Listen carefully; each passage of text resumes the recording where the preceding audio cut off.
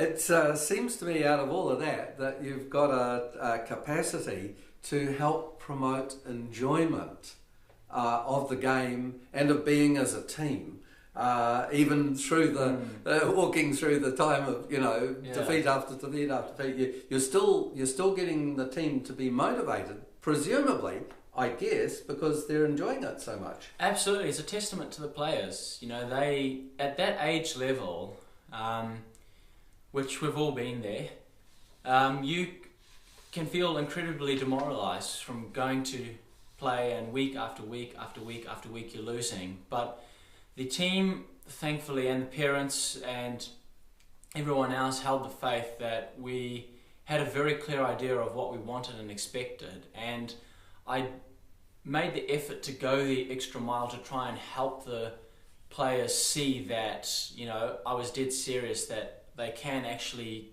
improve and climb to the top if they continue to work hard.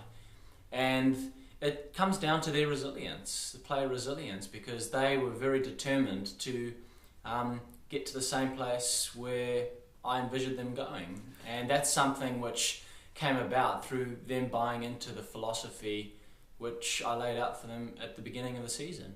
It's also true that beyond the world of coaching, that in virtually every life situation you have somehow to adapt to that the ball isn't going to go your way every day of the week. And so I think there's something that about the way in which you're motivating and encouraging within the team environment that gives strength to the individual.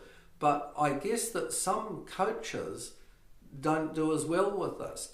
What makes the difference between I'm not going to say a good coach and a bad coach, but what makes the difference between a coach that sort of coaxes the team towards the winning ways? Yeah, a lot of it comes down to the ability to inspire confidence in your players, and there are those that lead inspirationally and those who don't. And I looked at several examples this year.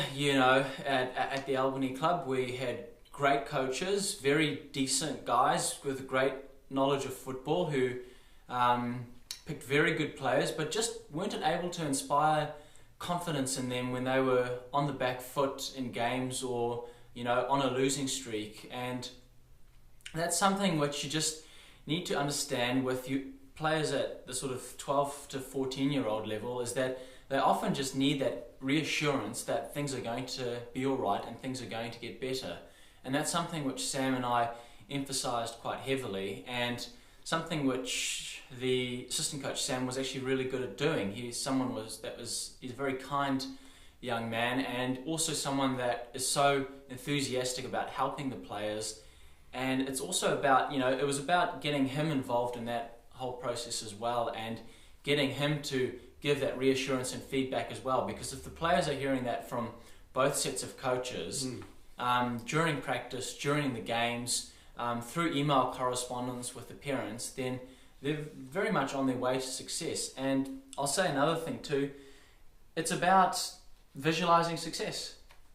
Oh yeah. Absolutely visualizing success. When we had lost our 6th game in a row, I phoned all the parents to ask them for feedback about how their player is finding the season, what they're enjoying, what they're finding a bit tricky and challenging.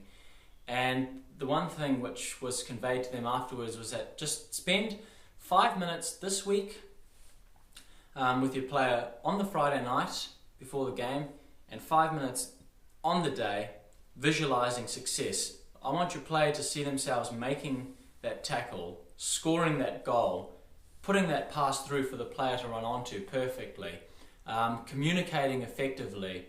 And if they're the goalkeeper, I want to see them saving that shot in the right hand corner.